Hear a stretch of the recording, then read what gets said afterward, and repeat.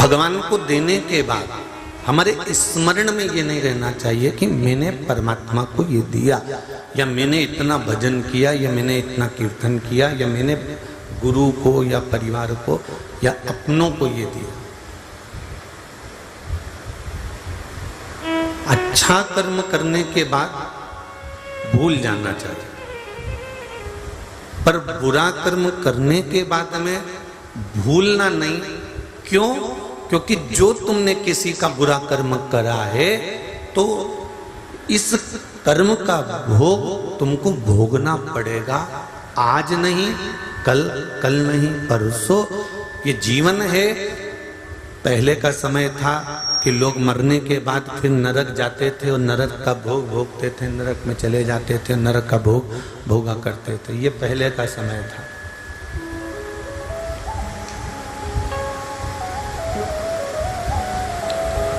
ये पूर्व का समय था कि नरक का भोग पूर्व के समय में कहते थे कि अभी करोगे तो बाद में भोगना पड़ेगा।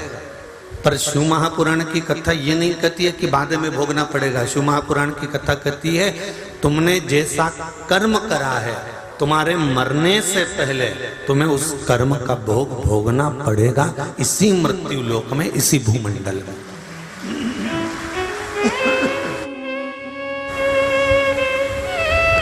इसी भूमंडल में, इसी मृत्यु लोक में तुमको भोगना पड़ेगा।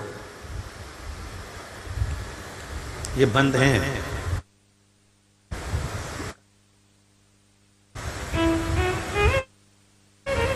इसी भूमंडल में, इसी मृत्यु लोक में इसको भोगना है और भोगना पड़ेगा। और मृत्यु लोक में, इस भूमंडल में हम आए हैं तो अपने कर्म का भोग भोगने के लिए आए। इस भूमंडल में यदि हम आए हैं तो अपने भोग को भोगने के लिए। इसलिए पहले भी कथा में कहा, मत बुरे कर्म कर बंदे, मत बुरे कर्म कर बंदे, वरना पछताएगा। भगवान की आंखों से तू बच नहीं पाएगा, तो बच नहीं पाएगा। अरे ओ अज्ञानी मत करना गानी, अरे ओ अज्ञानी मत करना गानी। तेरे कर्म का फल भी तू ही पाएगा, तेरे कर्म का फल भी तू ही पाएगा। जैसा किया तूने तेरे आगे आएगा, जैसा किया तूने तेरे आगे आएगा। मत बुरे कर्म कर बंदे, मत बुरे कर्म कर बंदे, वरना पछताएगा। भगवान की आंखों से तू बच नहीं पाएगा, तू बच नहीं पाएगा। हमारे कर्म, हमारे किए गए सारे कर्म हमारे सामने प्रकट हो जाना है, हमारे सम्मुख में आ जाना। अब वो तुमने अच्छे किए तो अच्छा तुम्हारे सामने आएगा, बुरा किया तो बुरा तुम्हारे सामने आएगा। सम्मुख में आएगा जरूर, ये निश्चित है।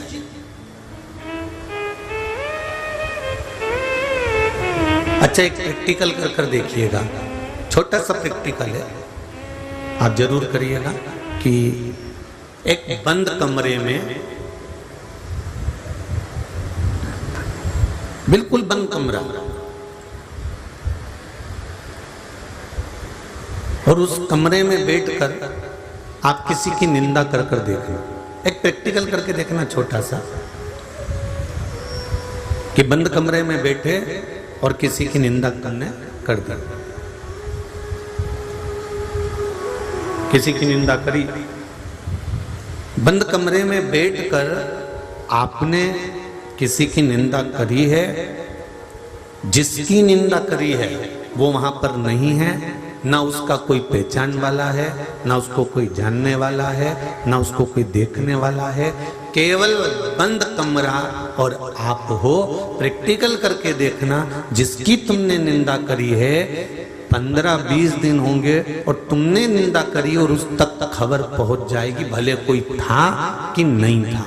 क्योंकि हमारे द्वारा जो शब्द निकलते हैं, हमारे द्वारा जो वाणी निकलती है, हमारे द्वारा जो शब्द निकलते हैं, हमारे द्वारा जो कहा जाता है, हमारे द्वारा जो बोला जाता है, जिसके लिए बोला जा रहा है उस तक वो वाणी पहुंच जाता है।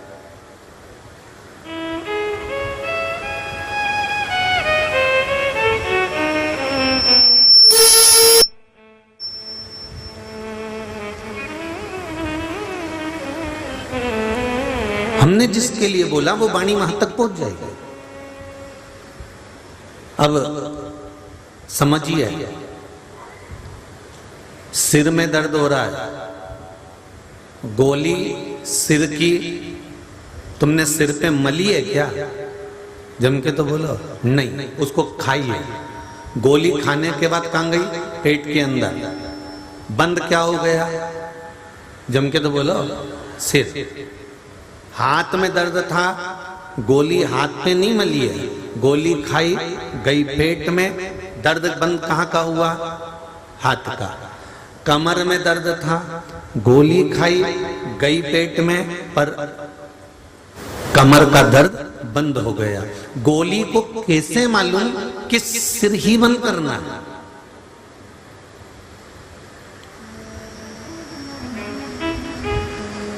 गोली को कैसे मालूम कि मुझे कमर का दर्द ही बंद करना है? गोली को कैसे मालूम कि तुम्हारे कानों में दर्द है तो कानों का दर्द ही बंद करना है? गोली को कैसे मालूम कि पीठ का दर्द ही बंद करना है? खाई थी, पेट में गई थी, पर उस गोली का असर इस रक्त में मिलकर, इस शरीर में मिलकर उस जगह तक पहुंच जाता है जिस जगह पर वो दर्द हो रहा है। उसी तरह हम एकांत में बैठकर भी अगर भजन कर रहे हैं, कहीं एकांत में बैठकर भी मंत्र जाप कर रहे हैं, कहीं एकांत में बैठकर भी हम उसको याद कर रहे हैं, कहीं एकांत में बैठकर भी हम उसके स्मरण कर रहे हैं, तो ये निश्चित है तुम 7 ताले में बंद होकर भी परमात्मा का भजन करो तो भी उस परमात्मा तक आवाज पहुंच ही जाती है कि ये मुझे याद कर रहा है। बंद कमरे में करी गई निंदा उस तक पहुंच जाती है कि इसने मेरे लिए ये बोला है, किसी ने नहीं बताया, कोई बोला ही नहीं, फिर भी हमारी वाइब्रेट, हमारे शरीर का बल वहां तक पहुंच जाता है और बता देता है, हमारी तरंगे बता देती है कि इसने निंदा करी।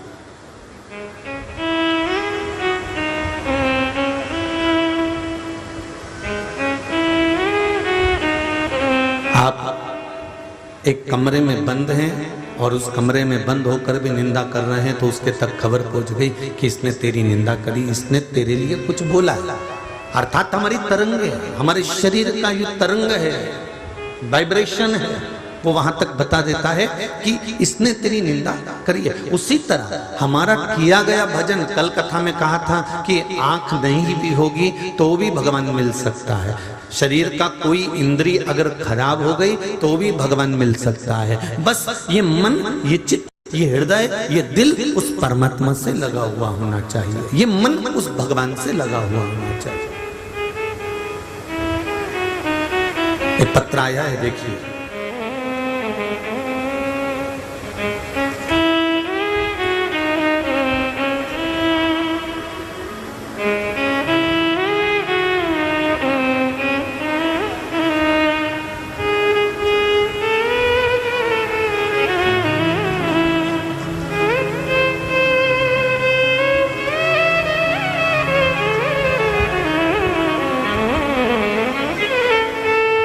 मैं सोसरिता अनिल चांडक मालेगांव जिला वाशिम से कथा श्रवण करने आई हूँ। कहीं बैठी हो तो हाथ हिलाइएगा, जहाँ कहीं भी बैठी हो दोनों हाथ हिलाइएगा। मैं सोसरिता अनिल चांडक मालेगांव जिला वाशिम, गुरुजी आपकी कथा को श्रवण श्रवण तो हम पिछले कई दिनों से करते आ रहे हैं। मेरे बेटे का सीए का रिजल्ट जब भी आता था वो 2 या 3 नंबर से रह जाता था। आपकी कथा सुनी और पशुपति व्रत किया।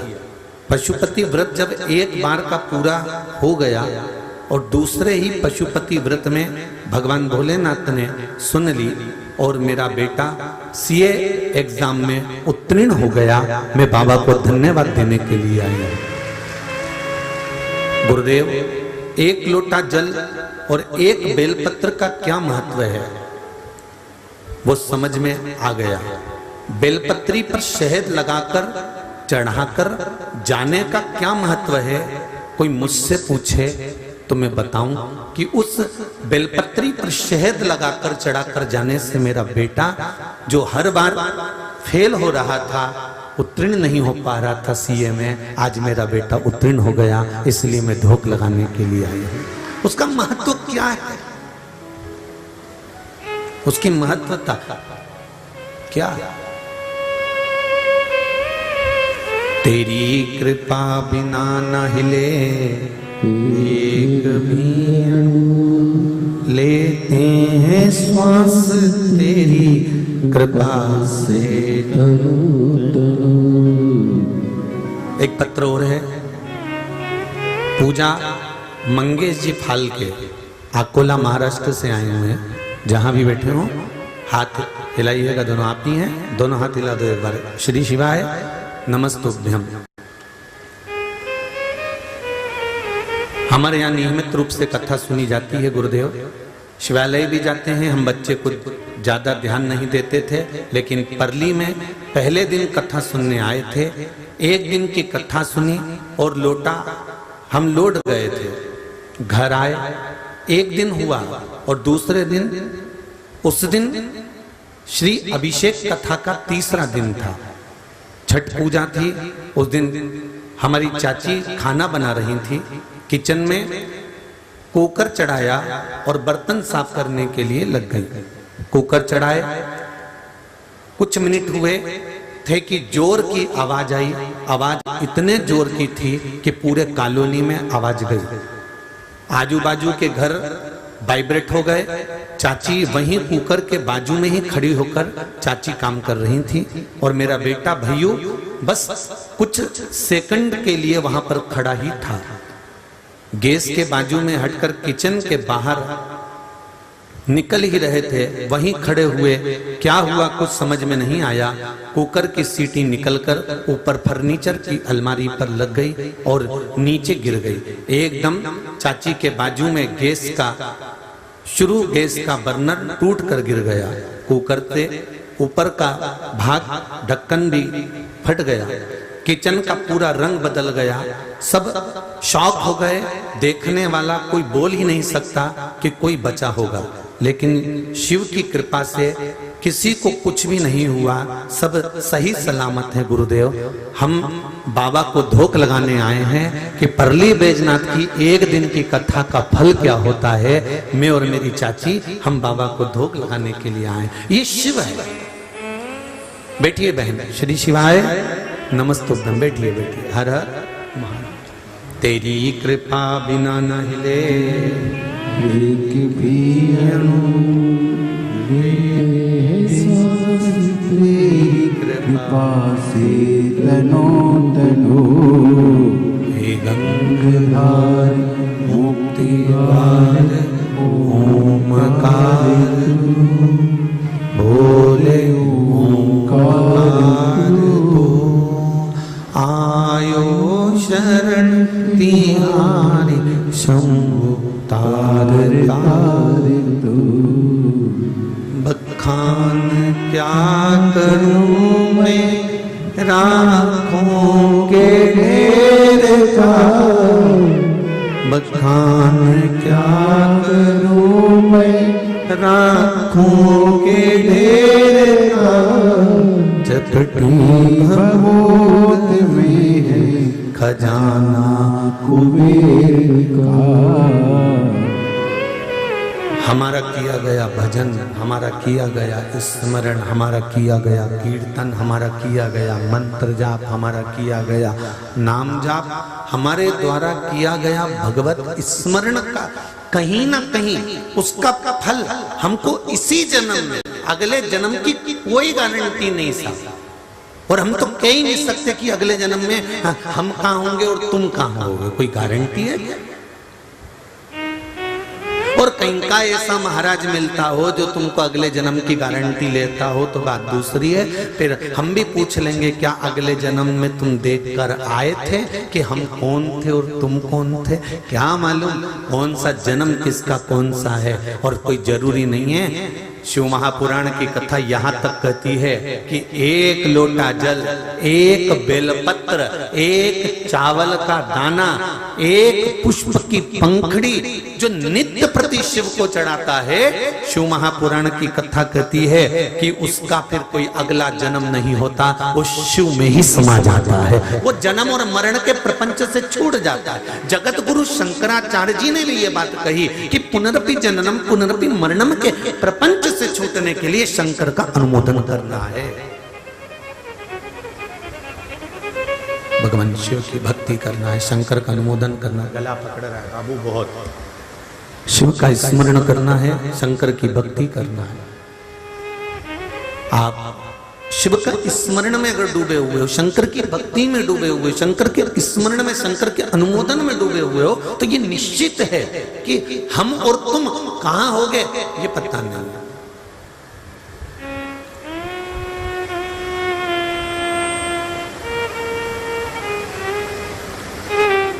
पर इतना मेरे बाबा से जरूर कहूँगा, इतना मेरे शंभू से जरूर कहूँगा, इतना मेरे शंकर से जरूर कहूँगा कि जब भी जन्म मिलेगा सेवा करेंगे,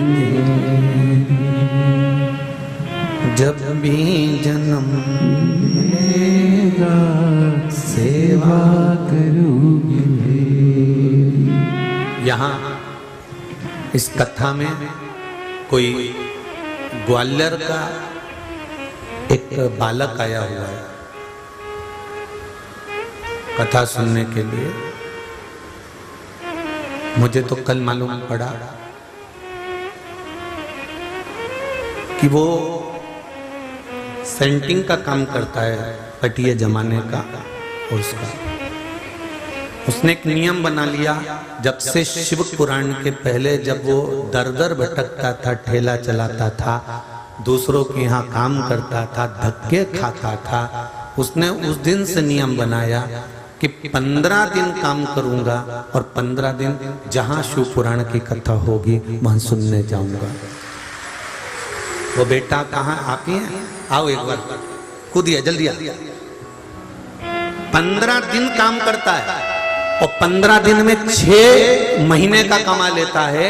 ये शिव की कृपा है। और 15 दिन काम कर 15 दिन कथा सुनने के लिए आता है। आओ दौड़ कर शंभू। मुझे तो कल मालूम पड़ा कि ऐसे ऐसे भक्त, एक माला दो जरा बाबा, बच्चे के लिए जोरदार ताली बजाएं।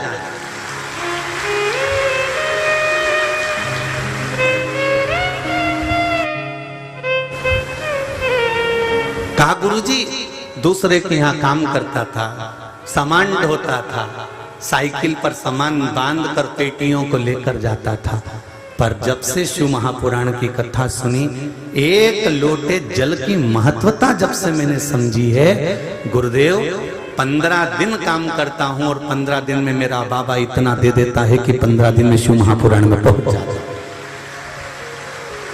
15 दिन मुझे शंकर का अनुमोदन, शंकर का स्मरण और कुछ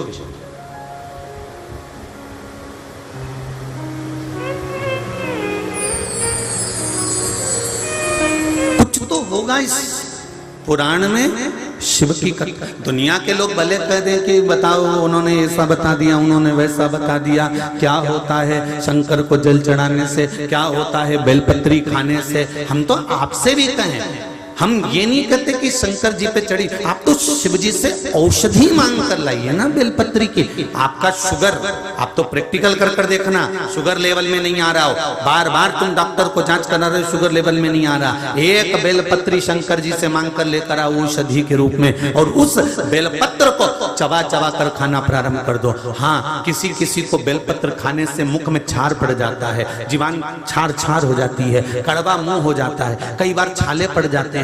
उनसे निवेदन है, ऐसे नहीं खा सकते तो बेलपत्री को पीस कर गोली बनाकर मुख में डालकर पानी से निकल जाओ। और उस बेलपत्री का असर तो देखो कि शुगर लेवल में आई, बीपी लेवल में पहुंचा कि नहीं पहुंचा।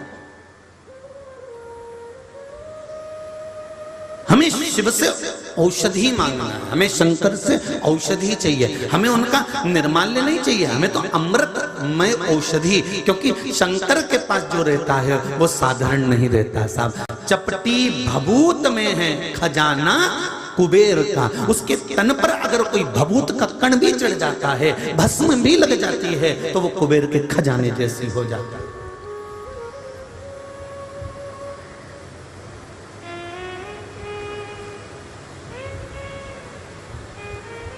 हम क्या वर्णन करें उसका। ये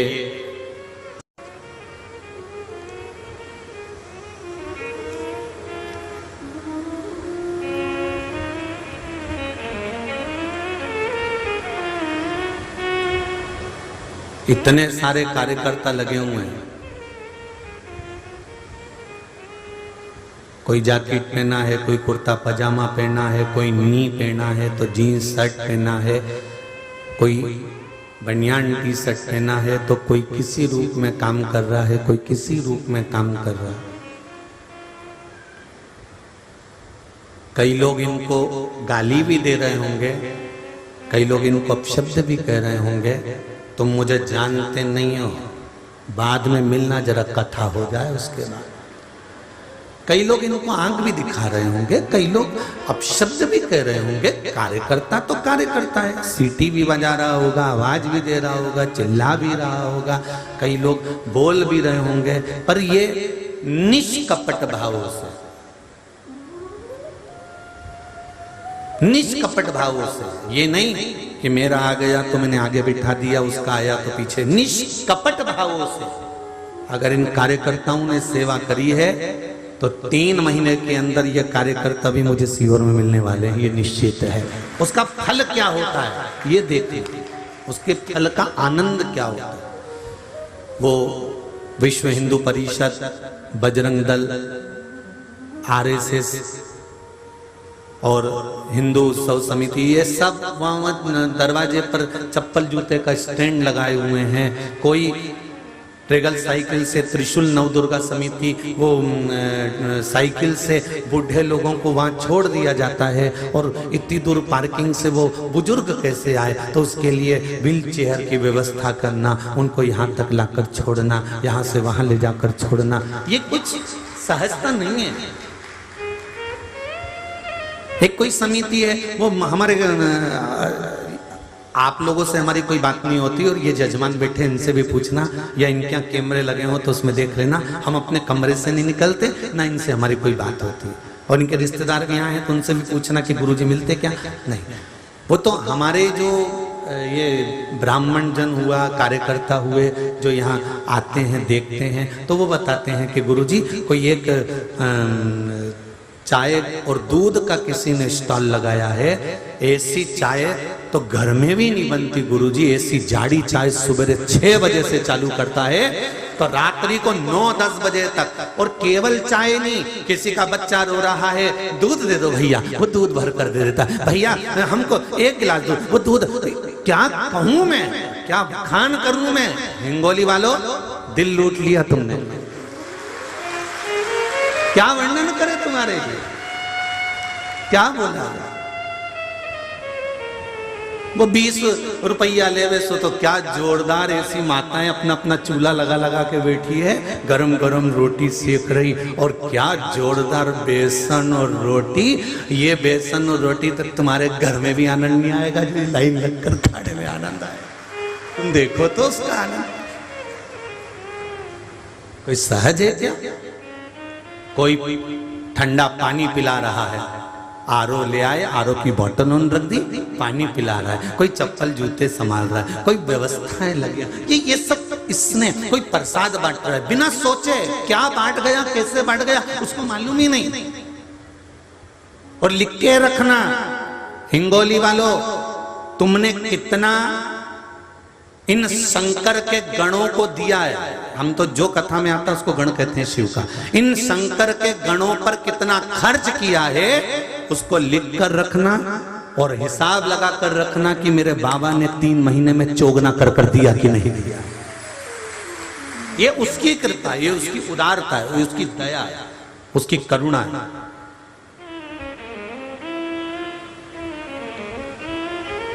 एक वो विशाल नवदुर्गा उत्सव समिति है कोई, वो खिचड़ी रोज प्रतिदिन खिचड़ी, और लोग बता रहे हैं वो दोना भर भर के एक बार नहीं 3 से 4 बार, क्या जोरदार कि घर में नहीं बने वो यहाँ बने। तो ये यहाँ साधारण नहीं है, यहाँ तो ये बाबा का प्रसाद है जो पाया, जीवन का आनंद पाया और खुश होकर अपनी जिंदगी का अलमस्त से भाव से आनंद से स्मरण किया। यही सुख है, यही सुख है।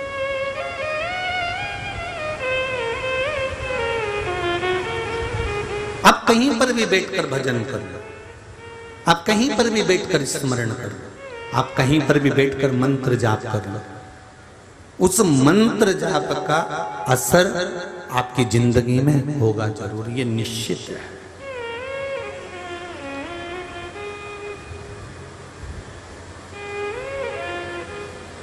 आपने 7 ताले में बंद होकर भी किसी की निंदा करी तो वो निंदा वहां तक पहुंच जाती है। तो हम किसी स्थान पर बैठकर भगवान का भजन करते हैं, मंत्र जाप करते हैं, नाम जाप करते हैं, नाम स्मरण करते हैं। एक प्रश्न किसी का आया है, उस प्रश्न को जिसने किया है, बहुत अच्छी बात है कि गुरुजी हम आस्था चैनल पर कथा सुनते हैं, फेसबुक यूट्यूब पर कथा सुनते हैं, दिन में समय नहीं मिलता तो हम रात को सुनते हैं, पर कथा सुनते हैं। हम जब तक रात्रि को थोड़ा सा शिव पुराण नहीं सुन लेते तब तक हमारी आंखों में नींद नहीं आती। अब हमारे पतिदेव भी कथा सुनने लगे गुरुदेव। मेरा इतना सा पूछना है कि गुरुजी हम जब टीवी पर सुनते हैं या मोबाइल पर सुनते हैं और जहां कथा पंडाल में होती है, जहां कथा हो रही होती है, वहां जाकर सुनते हैं, इन जगह पर पंडाल में कथा सुनना या टीवी पर कथा सुनना या मोबाइल पर कथा सुनना, इसका फल कहां पर कितना कितना है वो हमको थोड़ा सा समझा दीजिए।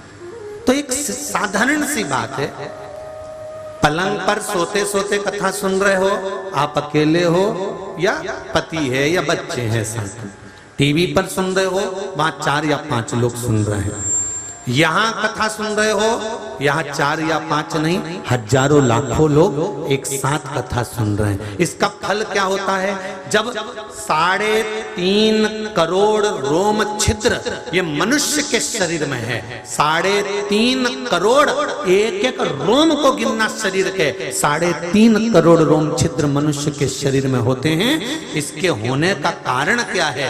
शिव महापुराण की कथा कहती है कि ये 3.5 करोड़ रोम छिद्र इसलिए दिए गए हैं कि एक दिन में 3.5 करोड़ बार तुम्हारे मुख से भगवान का नाम निकलना चाहिए, तब जाकर परमात्मा का पद प्राप्त हो। अब आप में से कितने लोग हैं जो 3.5 करोड़ बार भगवान का नाम ले लेते हैं एक दिन में? कोई नहीं ले सकता। अच्छा साधु सन्यासी तपस्वी साधक उपासक कोई 3.5 करोड़ बार भगवान का नाम नहीं ले सकता एक दिन में। तो फिर क्या करा? तब भगवान ने अपना एक आनंद सुख प्रदान करा कि सत्संग में जाकर बैठ जाओ, प्रवचन में जाकर बैठ जाओ, कथा में जाकर बैठ जाओ। क्या होगा उससे? तो कथा में जाकर जब बैठोगे और उसमें जब भगवान का कोई नाम गुणगान होगा, श्री शिवाय नमस्तुभ्यम, पंचाक्षर मंत्र नमः शिवाय, षडाक्षर मंत्र ओम नमः शिवाय, द्वादशाक्षर मंत्र ओम नमो भगवते वासुदेवाय, 2 अक्षर का मंत्र राम, 2.5 अक्षर का मंत्र कृष्ण। जब भगवान का नाम अगर लिया जाएगा और सब एक साथ भगवान का नाम लेंगे तो वो मंत्र जब बोला जाएगा तो आपस में टकराएगा, टकराएगा तो बिखरेगा, बिखरेगा तो ये 3.5 करोड़ रोम छिद्र में समा जाएगा, समा जाएगा। एक दिन में 3.5 करोड़ बार मंत्र के जाप का फल मिलेगा।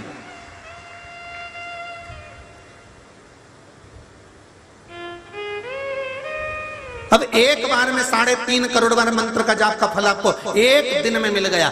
जो लोग कथा सुनने आते हैं पंडाल में, हाँ घर पर बैठकर सुन रहे हो उसका भी फल है, मोबाइल पर सुन रहे हो उसका भी फल है, पर पंडाल के अंतर्गत जब हम सुनते हैं तो सबके मंत्र का जाप एक साथ होकर जब वाइब्रेट होता है, जब एक साथ गुंजायमान होता है तो उसका फल कुछ ना कुछ अधिक प्राप्त होता है।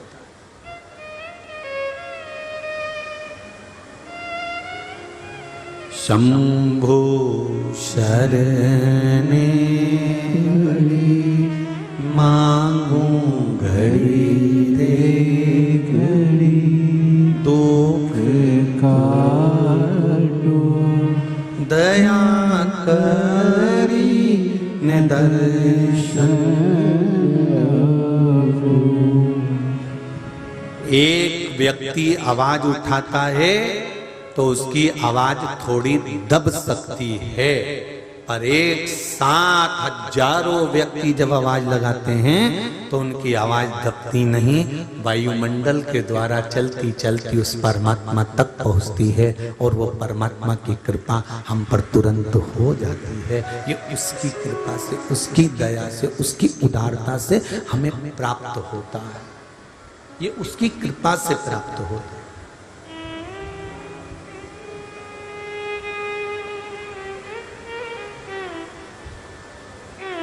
हम तो कहते हैं, आपको भी कहना चाहिए, तुम्हारा दिल जिससे लग जाए ना, राम जी से दिल लग गया तो राम के आगे झुक जाओ, कृष्ण से दिल लग गया तो कृष्ण के आगे झुक जाओ, शिव से दिल लग गया तो शिव के आगे झुक जाओ, हरि विठ्ठल से दिल लग गया तो हरि विठ्ठल के आगे झुक जाओ।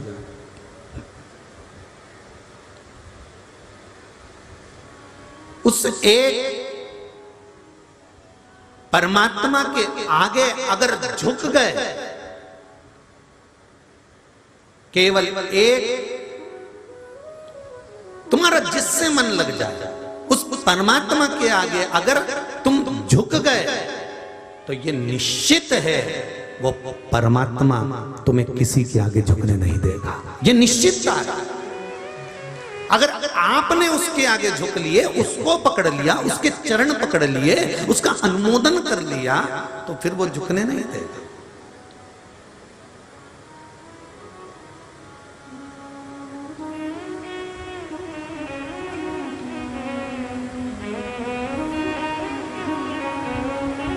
फिर वो आपको साधता,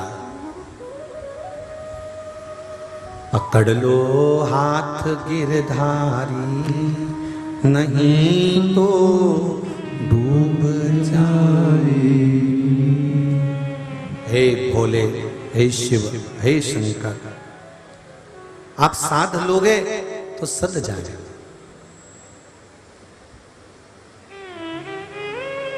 सतयुग, त्रेता, द्वापर, कलयुग, ये सारे युगों को कई लोग मिलते हैं तो कहते हैं कलयुग चल रहा है, बड़ा बेकार युग है, बड़ा बेकार, यहाँ सब एक दूसरे को निगलने की सोचते हैं, लोगों का धन निगल जाते हैं, पैसा निगल जाते हैं, प्रॉपर्टी पे कब्जा कर लेते हैं, एक दूसरे का घात करते रहते हैं, दिन भर गलत गलत काम करते रहते हैं। हम कहते हैं, लोग कहते हैं कि कलयुग में दुनिया के सब लोग राक्षस हो गए। हम कहते हैं राक्षस पहले नहीं थे क्या? सतयुग में भी तो राक्षस थे, हिरण्यकशिपु हिरण्याक्ष थे कि नहीं थे? उस समय पर कम राक्षस थे क्या? सतयुग को देखो तो वो उस समय पर भी राक्षस थे। त्रेता में आओ तो रावण जैसे राक्षस उस समय पर भी थे। द्वापर में आओ तो कंस जैसे, पूतना जैसे, तृणावत, अघासुर, बकासुर जैसे राक्षस उस समय पर भी थे। बस अंतर इतना है कि पहले जो राक्षस हुआ करते थे असुर हुआ करते थे, इनको सुधारने वाले मैकेनिक अच्छे हुआ करते थे। पहले के मैकेनिक और आज के मैकेनिक में अंतर हो गया। पहले का मैकेनिक गाड़ी एक बार सही करके देता था तो फिर वो गाड़ी को साल 2 साल तो आपको किसी मैकेनिक के पास ले जाने की जरूरत नहीं पड़ती थी। बस आज के समय का मैकेनिक गड़बड़ हो गया, इसलिए गाड़ी को एक बार सही करा उन्हें 15 दिन में फिर वो गड़गड़ गड़गड़ गड़गड़ करे तो फिर जाना पड़ता है। यार 15 दिन पहले ही तो कराई थी यार, देख तो जरा क्या हो गया कि इसका ब्रेक थोड़ा सा टकरा रहा है, तो एक बार में क्यों नहीं सही कर देता। अब मुझे क्या मालूम था कि ब्रेक टकराया, उसने फिर सही कर दी, फिर दूसरी बार फिर लेकर गया, 20 दिन बाद फिर उनका लाइट गायब हो गई। तो क्या अभी तो आया था यार, 15-20 दिन भी नहीं निकले, 2 बार गाड़ी लेके आना पड़ा, तू सही क्यों नहीं कर देता। तो क्या गाड़ी है यार, तो पहले का मैकेनिक भी तो सही करता था। एक बार मशीन खोली, एक बार उसने सही करे तो वो गाड़ी चलती रहती थी। आज का मैकेनिक बार बार गाड़ी को हाथ लगाता है तो भी गाड़ी सही नहीं हो पाती। क्यों? क्योंकि इसमें गाड़ी की गलती नहीं है, इसमें मैकेनिक की गलती है। पहले का मैकेनिक जोरदार होता था,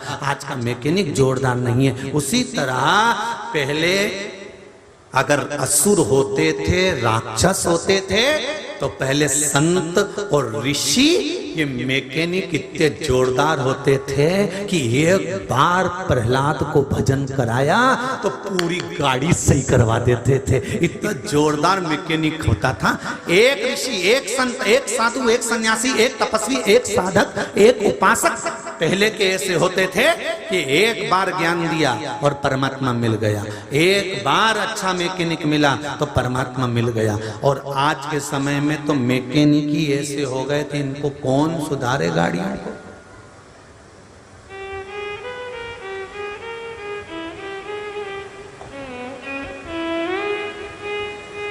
जब टीवी खोलो ना कहीं का मैकेनिक गड़बड़ ही मिलेगा, तो मैकेनिक ही बेकार हो गए, तब क्या करोगे।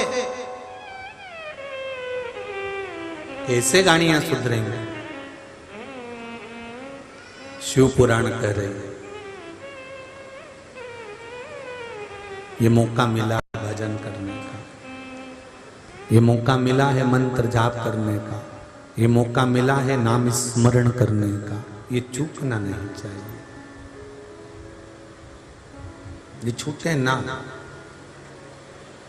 मैंने तेरे ही भरोसे ओ बाबा, तेरे ही भरोसे हवा बिच उड़ती जावांगी, बाबा डोर हटो छड़ी लावे कटी जवानी, भोले मैं तेरी पतंग, शंभो मैं तेरी पतंग, हवा बिच उड़ती जावांगी, बाबा डोर हटो छड़ी लावे कटी जवानी। बड़ी मुश्किल से ये मनुष्य की देह मिली है, मानव का शरीर मिला है, और उस देह को प्राप्त करने के बाद भी अगर मंत्र जाप का स्मरण ना हो तो जीवन बेकार है।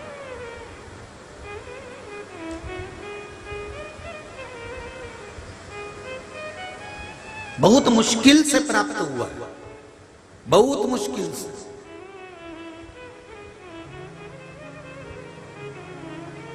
और भाग्यशाली हो हिंगोली वालों, जो कथा भी मिली तो हरतालिका तीज शिव महापुराण की कथा मिली है, जो पूरे भारत में मनाई जाती है। केवल महाराष्ट्र, गुजरात या राजस्थान या मध्य प्रदेश या उत्तरांचल या हिमाचल नहीं, पूरा भारत में, पूरे विश्व में हरतालिका तीज मनाई जाती है। चाहे वो उत्तर प्रदेश हो, चाहे महाराष्ट्र हो, गुजरात हो, राजस्थान हो, साधारण से साधारण नारी भी भगवान शंकर के पूजन करती है। हरतालिका तीज की रात भर 5 बार पूजन करना, 5 बार स्नान करना, 5 बार शिव जी की आराधना करना, आरती करना, सवेरे ब्रह्म मुहूर्त में भगवान शंकर का पूजन कर कर विसर्जन करने जाना। फिर उस पूरी रात में ना तो सोना, ना कुछ खाना, ना पानी पीना, केवल भगवान की भक्ति में।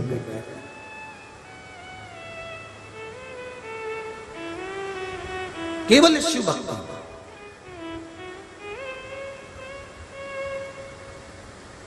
एक पत्र है,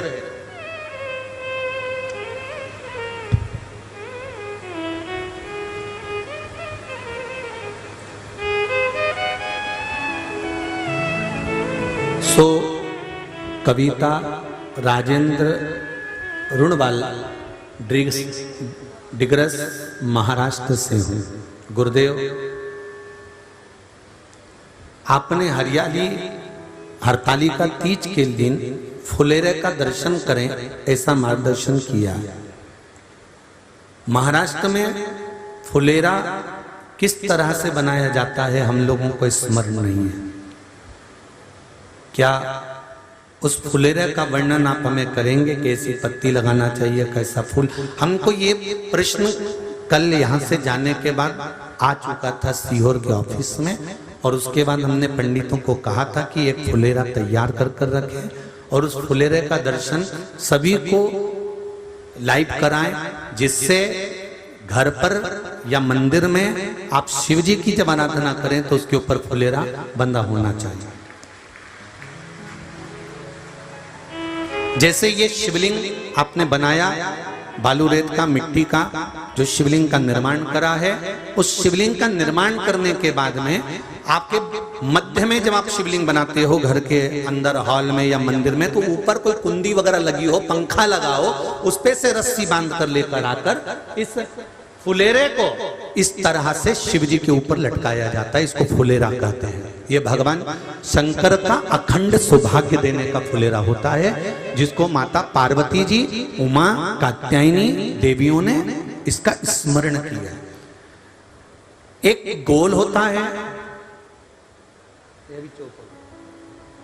गोल, चौकोर, तिरछा, जिस तरह से भी बनाना हो, पर शिव जी के ऊपर नीचे शंकर भगवान होते हैं। ये थोड़ा ऊंचा, जिससे पूजन भी आराम से हो जाए, इसको ऊंचाई की ओर लगाया जाता है, जिससे भगवान, जैसे अपन जलाधारी लगाते हैं, उसी तरह से इस फुलेरे को लगाया जाता है।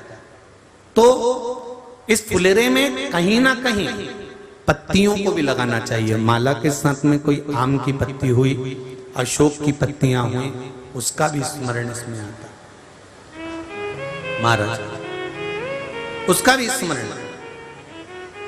जैसे भगवान देवाधिदेव महादेव का शिवलिंग का जब दर्शन हो गए सबको फुलेरा का, अरे जम के तो बोलो, हो गए ना? और जितने लोग आस्था पर सुन रहे हैं, जितने लोग फेसबुक यूट्यूब पर सुन रहे हैं, अगर आपके स्मरण में फुलेरा नहीं हो तो उसका दर्शन अवश्य करिएगा। शिव मंदिर में अगर जलाधारी भी लगी हुई है तो जलाधारी से फूल बांधकर नीचे की ओर लटकाना चाहिए, पर लटकाना चाहिए, फुलेरा बनाना चाहिए।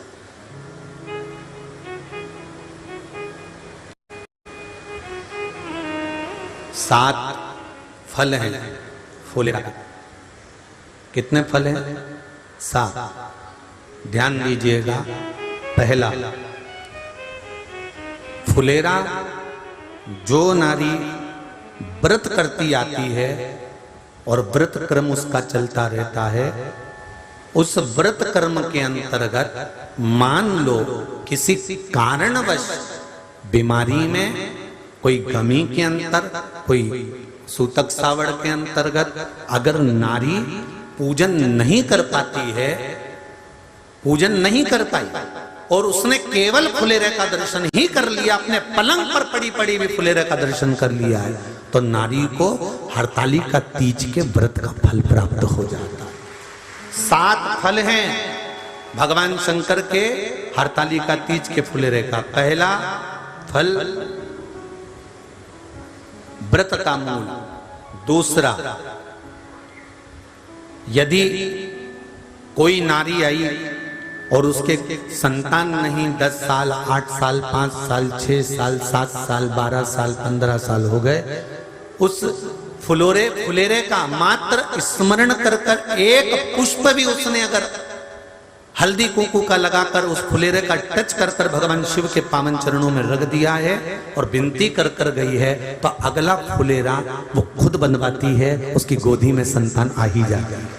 अगला फुलेरा वो खुद बनवाएगी, के जाएगी, जीजी अगली बार फुलेरा मेरी तरफ से बनवा देना, मंदिर में फुलेरा मेरी तरफ से लगवाना, अगली बार जब तुम पूजन करो तो फुलेरा मेरी तरफ से बनवाना। ये फुलेरे का महत्व। तीसरा, महाराज हम कोई दान, गौदान, हरतालिका तीज की किताब है आपके यहाँ, जो लोग पढ़ते होंगे हरतालिका तीज की किताब, उसमें लिखा है ब्राह्मण देव को ये दान देना है, ऐसा दान देना है। अब कोई गरीब है, कोई साधारण है, नहीं है किसी की कैपेसिटी, नहीं दे सकता, तो क्या होता है? तो कहा हम गौदान नहीं कर पाते, हम स्वर्णदान नहीं कर पाते, हम वस्त्रदान नहीं कर पाते, हम मुद्रा दान नहीं कर पाते, हम अन्नदान नहीं कर पाते, हम ये सारे दान अगर नहीं भी कर पाते हैं तो शिव महापुराण की कथा कहती है तीसरा फल फुलेरे का है कि मात्र फुलेरे का दर्शन स्पर्श कर लेने से सारे दानों का पुण्य फल प्राप्त हो जाता है। ये तीसरा फल फुलेरे। अब हरतालिका तीज का फुलेरे का चौथा महत्व है महाराज। चतुर्थ महत्व हरतालिका तीज के फुलेरे का है, जो कुंवारी कन्या हरतालिका व्रत करती है, पहली बार जो हरतालिका तीज का व्रत करती हैं या हरतालिका तीज का उद्यापन कर देती हैं या किसी कारणवश शरीर ऐसा नहीं रहा कि बिना पानी के नहीं रह सकती, तो 2 बूंद अगर उन्होंने पानी भी पी लिया है या कोई कारणवश एक कुछ गलती हो भी गई है, तो मात्र फुलेरे का दर्शन कर लेने से वो गलती शंकर स्वीकार कर कर उसको क्षमा कर देते हैं। ये चतुर्थ भाव के अंतर।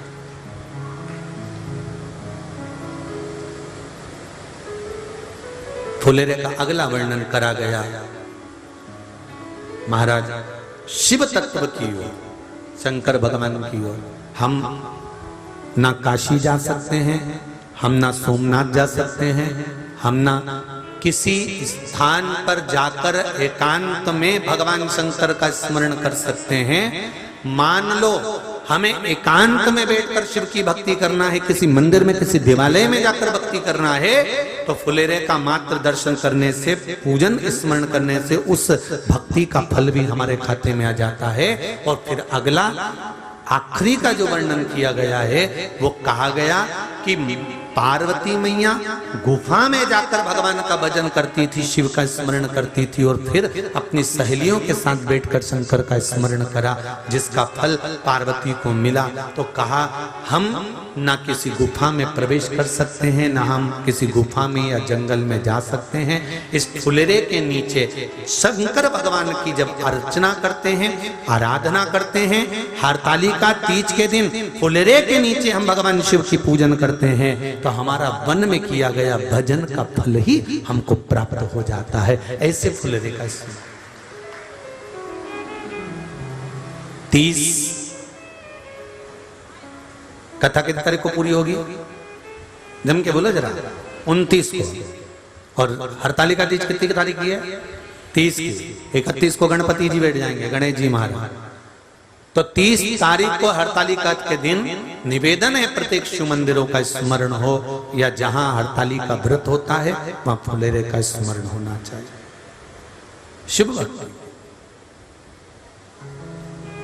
महाराज अगला वर्णन किया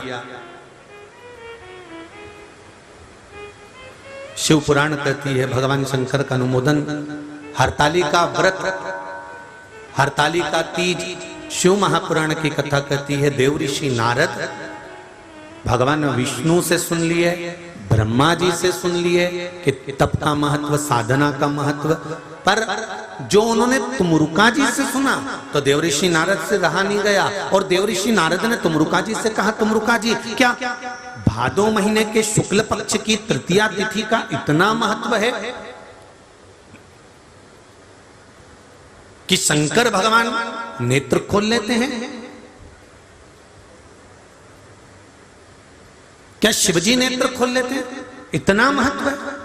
हाँ, तुमरुका जी ने देवऋषि नारद से कहा, नारद अगर भूलवश, बहुत ध्यान देना इस कथा पर, भूलवश मान लो किसी के यहाँ हरतालिका तीज का पूजन हो रहा है, किसी मंदिर में हरतालिका तीज का स्मरण हो रहा है, किसी मंदिर में हरतालिका व्रत हो रहा है, और भूलवश मान लो आप उस मंदिर के सामने से भी निकल गए और आपको उस मंदिर की आरती, पूजन या अगर तगर की धूप बत्ती की गंध भी आपके शरीर में चली जाती है, तो शिव महापुराण की कथा कहती है, नारद शंकर भगवान के सामने जब ये जीव जाता है तो जीव को शंकर के सामने जाकर दर्शन करने की जरूरत नहीं पड़ती, शंकर उस जीव का दर्शन कर लेते हैं, शिव उसका दर्शन करते।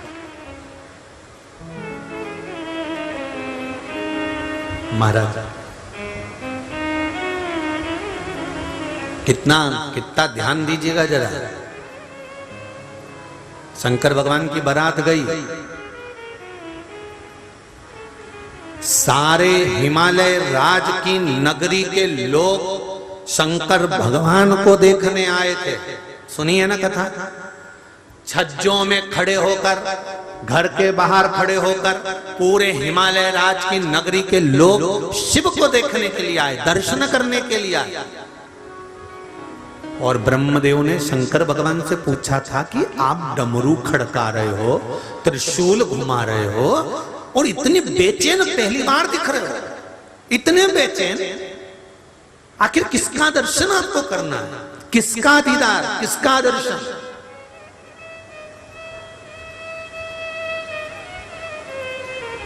शिव जी कहते हैं, जिसने गुफा में बैठकर अपनी सहेली के साथ में भादो शुक्ल पक्ष की तृतीया हरतालिका तीज का व्रत किया था, उस पार्वती को मुझे दर्शन करना है, इसलिए मैं बेचैन हो रहा हूं। उसका दर्शन मात्र करना, उसका मात्र दर्शन करना, मात्र दर्शन। महाराज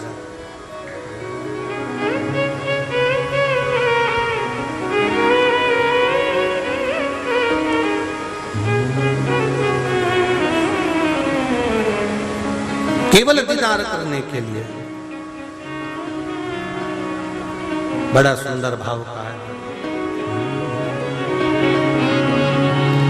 हूं तो कब से खड़ी रे तैयार, भोले में कब आएंगे, मैं तो कब से हुई रे तैयार, भोले मेरे कब आएंगे, वो कब आएंगे, भोले कब आएंगे, वो कब आएंगे, भोले कब आएंगे, वो कब आएंगे, भोले कब आएंगे, वो कब आएंगे, भोले कब आएंगे, ओ कब से हो वीर तैयार, भोले मेरे कब आएंगे, ओ कब से हो वीर तैयार, भोले मेरे कब आएंगे।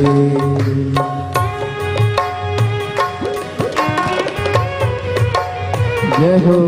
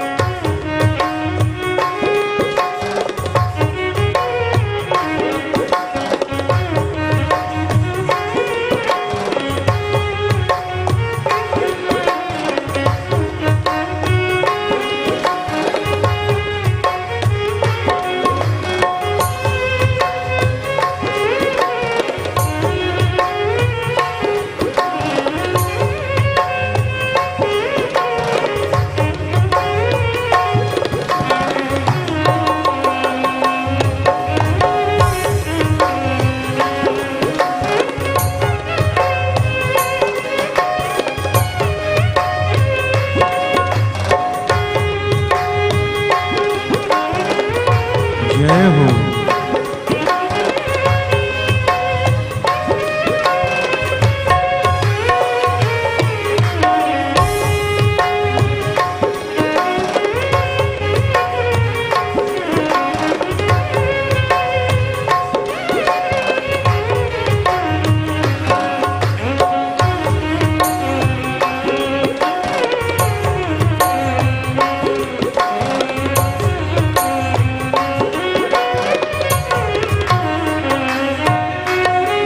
नहीं लाया हाथी ने नहीं लाया घोड़ा, नहीं लाया हाथी ने नहीं लाया घोड़ा, नहीं लाया हाथी ने नहीं लाया घोड़ा, नहीं लाया हाथी ने नहीं लाया घोड़ा। आशा नंदी पे लाया बारात, भोले मेरे कब आएंगे। आशा नंदी पे लाया बारात, भोले मेरे कब आएंगे। आओ कब से हुई रे तैयार, भोले मेरे कब आएंगे। आओ कब से हुई तैयार, भोले मेरे कब आएंगे। हो कब आएंगे भोले कब आएंगे, कब आएंगे भोले कब आएंगे। हो कब आएंगे भोले कब आएंगे, हो कब आएंगे भोले कब आएंगे। आओ कब से हो मेरे तैयार, भोले मेरे कब आएंगे। हो कब से हो मेरे तैयार, भोले मेरे कब आएंगे।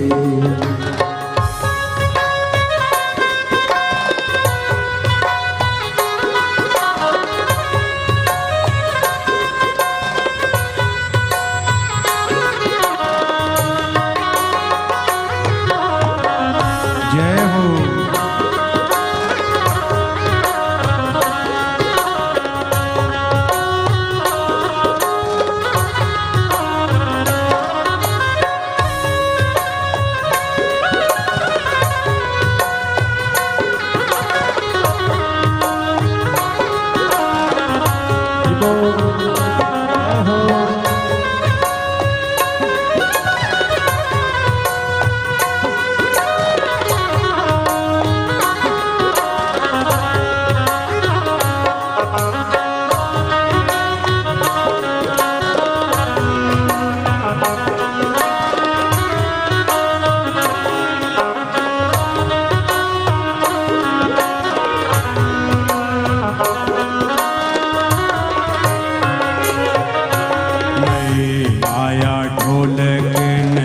नहीं लाया पेटी, नहीं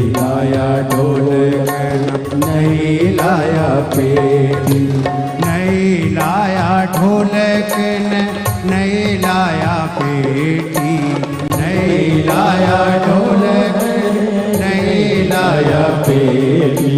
असट में रूपेला या बारात, भोले मेरे कब आएंगे।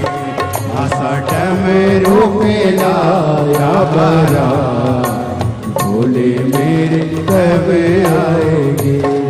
आओ कब से हुए तैयार, भोले मेरे कब आएंगे। आओ कब से हुए तैयार, भोले मेरे कब आएंगे।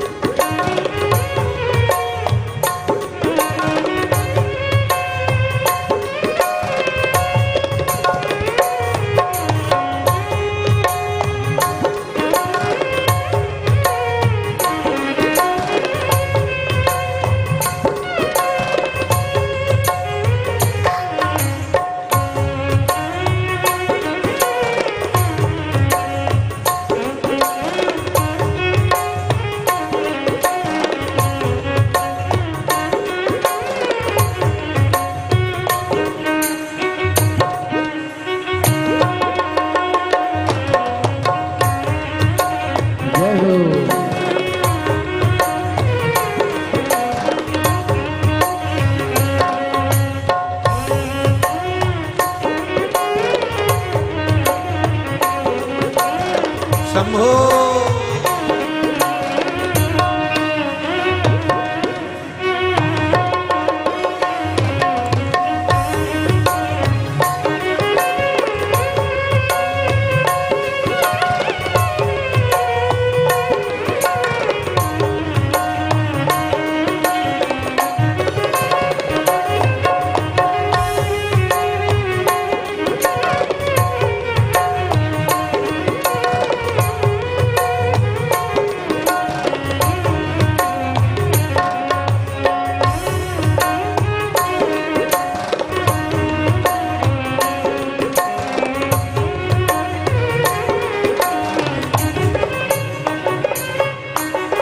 नहीं लागी हाल दिन, नहीं लागो जिसको, नहीं लागी हाल दिन, नहीं लागो जिसको, नहीं लागी हाल दिन, नहीं लागो जिसको, नहीं लागी हाल दिन, नहीं लागो जिसको।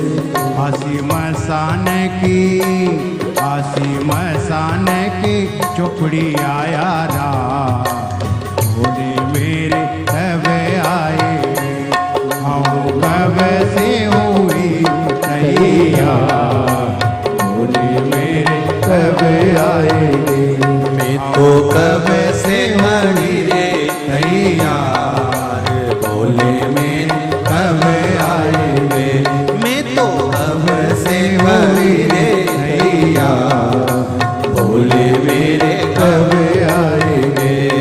हाँ भोले मेरे कब आएंगे, ओ भोले मेरे कब आएंगे, ओ भोले मेरे कब आएंगे, हाँ भोले मेरे कब आएंगे, ओ भोले मेरे कब आएंगे।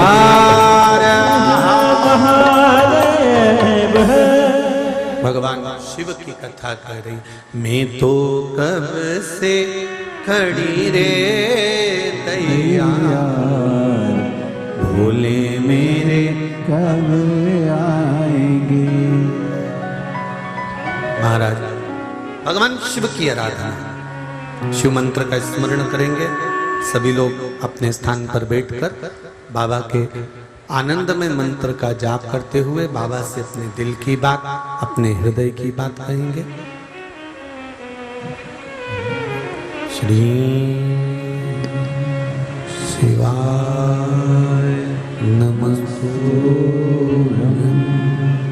श्री शिवाय नमस्तुभ्यं, श्री शिवाय नमस्तुभ्यं, श्री शिवाय नमस्तुभ्यं, श्री शिवाय नमस्तुभ्यं। भोला सब दुख काटो मारा, ओ भोला सब दुख काटो मारा।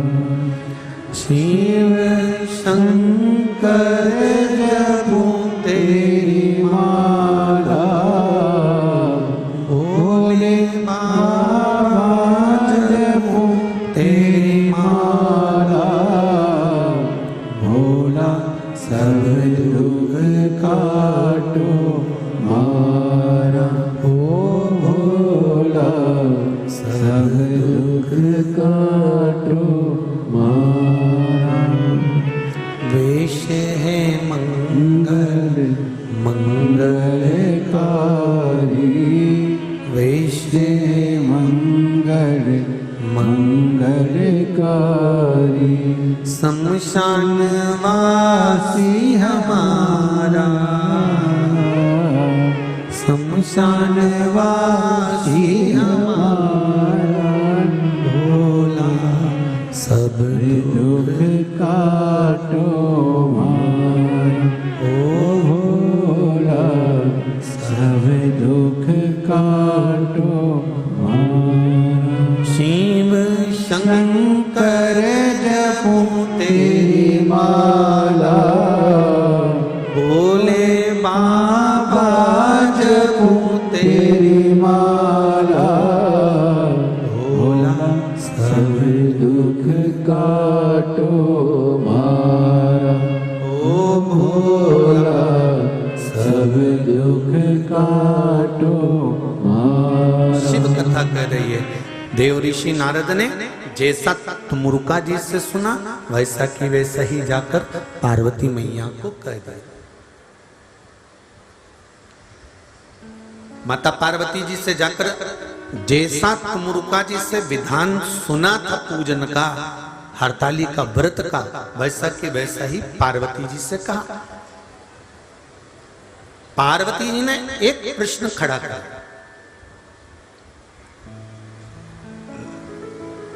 माता पार्वती का एक प्रश्न सम्मुख में आया। पार्वती जी ने प्रश्न किया, देव ऋषि नारद आप कह रहे हैं कि भाद्रपद की शुक्ल पक्ष की तृतीया तिथि को हरताली का व्रत करना है, बालू का या मिट्टी का शिवलिंग बनाकर पूजन करना है, रात्रि को पूजन करेंगे। पर देवऋषि नारद मुझे तप करते करते, साधना करते करते कितना वर्ष हो गया आपको मालूम है कुछ?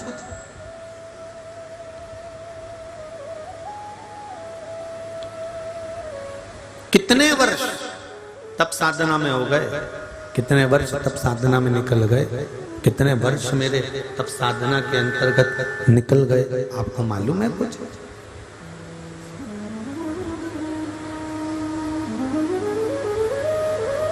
देवऋषि नारद क्या उस तप साधना में, क्या उस तप साधना में कभी भादो के महीने की शुक्ल पक्ष की तृतीया नहीं आई थी क्या? प्रत्येक जितनी माताएं कथा सुन रही हैं आस्था चैनल पर, जितनी माताएं कथा सुन रही हैं फेसबुक यूट्यूब पर, और जितनी माताएं कथा सुन रही हैं या भाई या बेटियां कथा सुन रहे हैं इस पंडाल में या चैनल पर, ध्यान से सुनना। पार्वती का ये प्रश्न बड़ा भारी प्रश्न है। मैं इतने सालों से तप कर रही हूं, मैं इतने वर्षों से तप साधना में लगी हूं, व्रत में लगी हूं, उपवास में लगी हूं। क्या भादो का महीना भादो का महीना शुक्ल पक्ष की तृतीया तिथि क्या पहले नहीं आई होगी?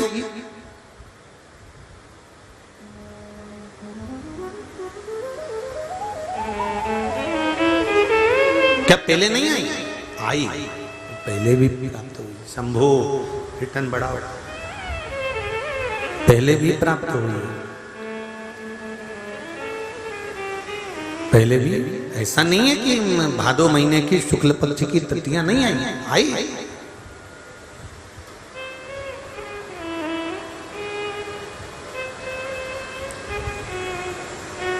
फिर जब मैंने इतना समय तप करा, साधना करी, उपवास किया, व्रत किया, नियम धारण करे, तो फिर मुझे शिव मिल जाना थे, फिर अभी तक क्यों नहीं मिले?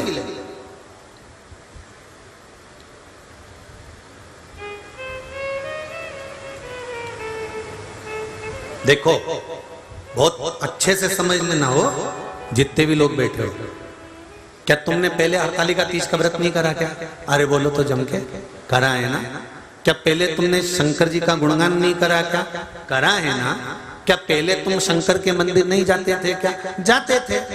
क्या पहले तुम शंकर भगवान को बेलपत्री नहीं चढ़ाते थे क्या? चढ़ाते थे। पहले तुम शंकर जी को जल नहीं चढ़ाते थे क्या? चढ़ाते थे। पहले के तुम शिव जी के मंदिर का गुणगान नहीं करते थे? करते थे। फिर आखिर ऐसा क्या है शिव पुराण में कि जब से शिव पुराण सुनना चालू करी है तब से बेलपत्र चढ़ाती हूँ उसका असर होता है, जल चढ़ाती हूँ उसका असर होता है, पशुपति व्रत करती हूँ उसका असर होता है, या मैंने एक जरा सा सामान भी शंकर जी को चढ़ाया और कामना कर चढ़ाया और मेरा काम हो जाता है। उसका कारण क्या है? वो क्या कारण है? क्योंकि तुमको मालूम पड़ गया कि शंकर को जल चढ़ाने का फल क्या है, तुमको मालूम पड़ गया कि सिर की गोली यही है, इसको खाऊंगी सिर दर्द बंद हो जाएगा, पैर की गोली यही है, इसको खाऊंगी पैर का दर्द बंद हो जाएगा। तुमको मालूम पड़ गया कि शंकर भगवान की 5 बेटियां जया, विषहरा, सामरी मारी, दौतरी देव ऊपर की ओर विराजमान है, अशोक सुंदरी सामने विराजमान है, गणेश जी कार्तिक के पास में बैठे हुए हैं, माता पार्वती जी का हस्त कमल पर शिवलिंग रखा हुआ है। ये सब तुमको मालूम पड़ गया और चढ़ाने का तरीका मालूम पड़ गया कि बेलपत्री कैसे चढ़ाना है, जल कैसे चढ़ाना है, दूध कैसे चढ़ाना है, दही कैसे चढ़ाना है, पंचामृत कैसे चढ़ाना है। ये तुमको भान होता चला गया, ये तुमको ज्ञात होता चला गया।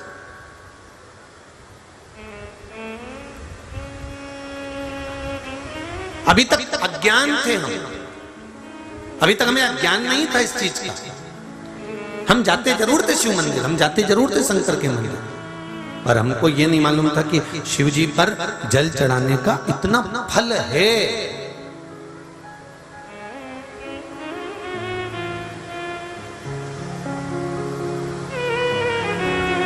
कितना सुंदर लिखा है।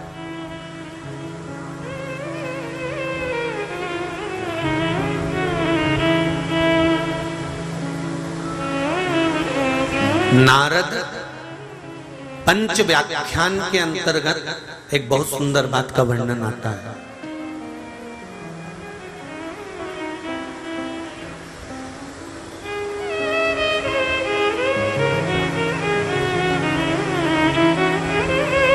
कल हम पढ़ रहे थे तो उसका फोटो का भी हमने स्मरण किया, शायद हिमांशु के मोबाइल में होगा वो फोटो, कि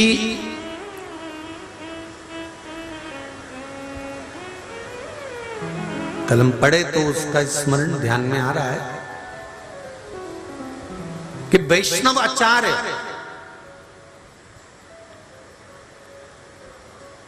परम रसिक वैष्णव आचार्य अपनी लेखनी में लिखते हैं, देवर्षि नारद उसका वर्णन करते हैं कि जिस नगर में, जिस गांव में, जिस खेड़े में अगर शंकर भगवान का कोई मंदिर नहीं है, कोई शिवालय नहीं है, उस गांव में एक रात भी परम भगवदीय वैष्णव को नहीं ठहरना चाहिए। उस गांव में परम भगवदीय वैष्णव को एक रात्रि भी नहीं ठहरना चाहिए जहां शिव का शिवालय नहीं हो। कलम पढ़े तो उसका फोटो हिमांशु के मोबाइल में होगा, हम चाहेंगे आस्था चैनल पर वो फोटो दिखाओ कि हमने उस पुस्तक के उस पृष्ठ को जब स्मरण किया तो उसमें वर्णन आया कि गजब की बात परम भगवदीय वैष्णव के लिए लिखी है कि परम भगवदीय वैष्णव अगर किसी नगर में रुकते हैं, किसी नगर में ठहरते हैं और यदि वहां शंकर का कोई शिवालय नहीं है तो वैष्णव को उस गांव में, उस नगर में तो रुकना भी नहीं चाहिए, उसका भी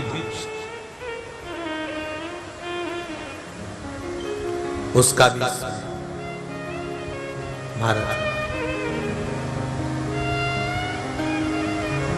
शिव कथा कह रहे हैं, भगवान शंकर का स्मरण कर रहा है, भगवान शंकर का गुणगान कर रहा है। शंभो शरणे बड़ी मांगू घड़ी दुख काटो। अच्छा, ये लेटर, पत्र, मोबाइल के फोटो, पत्र जो आगे आगे बैठे रहते हैं ना, ये नुकसान में रहते हैं, इनको देखने को ही नहीं मिलता।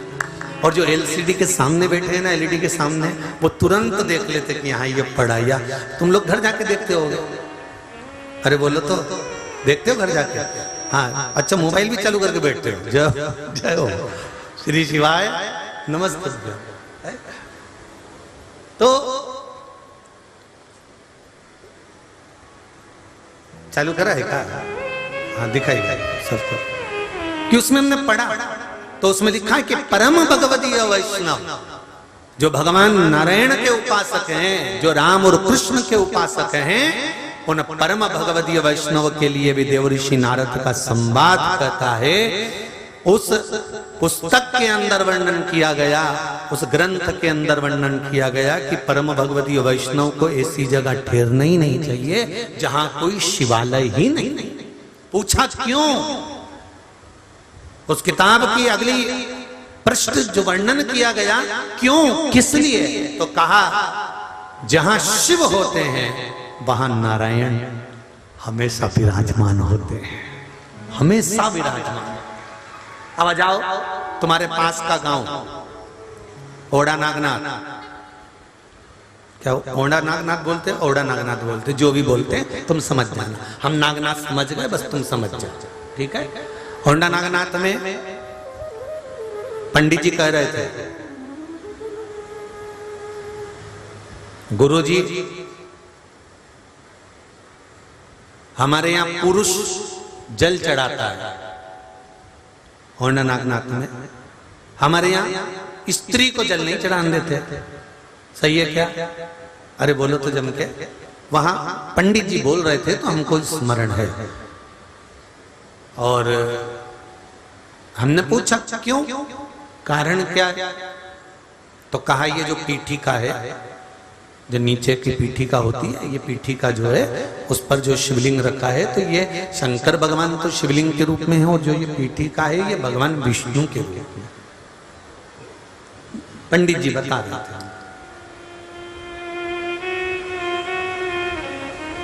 और वहीं के जो विद्वान ब्राह्मण जन हैं, विद्वान जन हैं, पुजारी जी हैं, उन्होंने ये बात बताई, इसलिए हम माताओं को यहाँ जल नहीं चढ़ाने देते, पुरुष जल चढ़ाता। ठीक है, हमने कहा ये आपके यहाँ की रीत होगी। कल शिव महापुराण की कथा कर रही, भगवान शंकर की कथा कर रही कि जो पीठिका है वो माता पार्वती का स्थान है, शिवलिंग शंकर भगवान का स्थान है, जलाधारी जया विषहरा श्यामली बारी दौतली और देव का स्थान।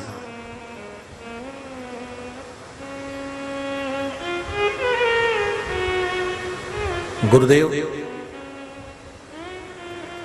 शिव महापुराण की कथा कहते हैं, शंकर भगवान का अनुमोदन कर रहा है। शिव के बिना भगवान विष्णु नहीं रहते, और भगवान विष्णु के बिना शिव नहीं रहते, एक क्षण भी नहीं रहते।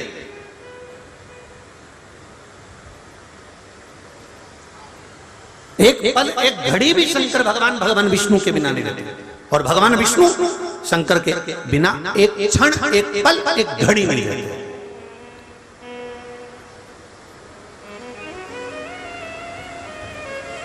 विचार करिए जरा, ध्यान दीजिएगा, हमने कितना भेद करा है भगवान में।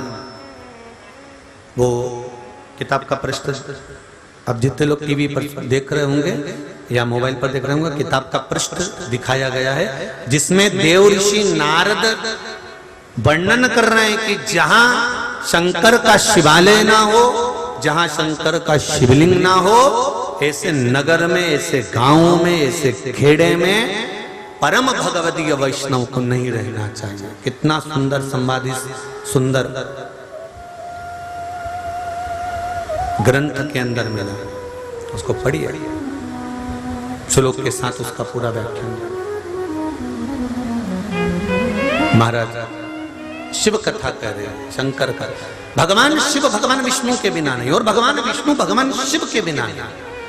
शिव महापुराण की कथा कहती है, एक लोटा जल हम जब भगवान शंकर को समर्पित करते हैं तो ये जल केवल शिव को नहीं मिलता, 33 कोटि देवता को ये जल समर्पित हो जाता है, 33 कोटि देवता। अब जरा अच्छे से ध्यान देना, एक एक शास्त्र उठाइए, एक एक पुराण उठाइए। भगवान विष्णु की पूजन करना है अलग से, ब्रह्मा जी की पूजन करना है अलग से, इंद्र देवता की पूजन करना है अलग से, नवग्रह देवता की पूजन करना है अलग से, 16 मातृका की पूजन करना है अलग से, इन देवता की पूजन करना है अलग से। सारे देवताओं के अलग अलग पूजन का प्रमाण है, और किसी देवता की पूजन करोगे तो दूसरे देवता को उसका फल नहीं मिलेगा, दूसरे देवता को उसका कोई आनंद नहीं मिलेगा। पर केवल एक शिव महापुराण, स्कंद पुराण, लिंग पुराण, नर्मदा पुराण, पद्म पुराण, कूर्म पुराण वर्णन करती है कि शंकर भगवान को अगर तुमने कोई सामग्री चढ़ाई है तो वो केवल एक शंकर जी को नहीं मिलती, 33 कोटि देवी देवता को प्राप्त हो जाती है। वो केवल एक शिव की नहीं रहती, वो 33 कोटि देव, गला पकड़ रहा बाबू, 33 कोटि देवता को प्राप्त हो जाती है। एक अगर जल चढ़ाया है तो वो भी 33 कोटि देवता को मिल रहा है। बाकी के देवताओं को चढ़ाया गया, सब देवताओं को नहीं मिलेगा। बाकी के देवताओं को चढ़ाया गया, सब देवताओं को प्राप्त नहीं होगा, पर शिव को चढ़ाया गया, सब देवताओं को मिल गया। अब और अच्छे से ध्यान देना, शंकर जी के मंदिर की चौखट, शिव मंदिर का शिवालय, शिवलिंग, पीठिका या मंदिर के अंदर अगर प्रवेश नहीं है, किसी साउथ में मंदिर में शंकर भगवान को छूने नहीं देते। कई पत्र आते हैं साउथ से कि हमारे यहां मंदिर में शंकर भगवान को जल नहीं चढ़ाने देते, छूने नहीं देते। तो क्या करें हम? तो निवेदन शिव महापुराण की कथा कहती है, भगवान शंकर ने तुमरुका जी को कहा, तुमरुका तू मेरे द्वार पर, जैसे नंदी मंदिर के अंदर विराजमान होता है, तो चौखट पर, देहली पर तुमरुका तू विराजमान हो जा। अगर मात्र तेरा स्पर्श भी संसार के लोगों को हो गया तो शिवलिंग के पूजन का फल उनको प्राप्त हो जाएगा। अब देखिए कितनी सुंदर बात मेरे देवाधिदेव महादेव ने तुमरुका जी से कही। इतना सुंदर संवाद कहा है तुमरुका जी, कितना सुंदर। शंभो शरणे पड़ी मांगू घड़ी रे घड़ी, दुख काटो दया करी दर्शन आपो, दया करी दर्शन आपो। भगवान शिव तुमरुका जी से कह रहे हैं, भगवान शंकर तुमरुका जी से वर्णन कर कि आप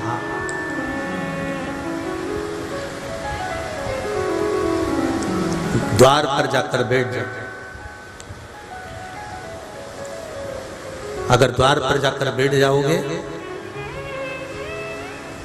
द्वार पर भी, शिव की चौखट पर भी अगर कोई आ गया, शंकर के दरवाजे पर यदि कोई आ गया, शिव की चौखट तक भी अगर कोई पहुंच गया, शिव की चौखट का मात्र स्पर्श भी हो गया, तो उसको शिवलिंग के दर्शन का, शिवलिंग के स्पर्श का, शिवलिंग के पूजन का फल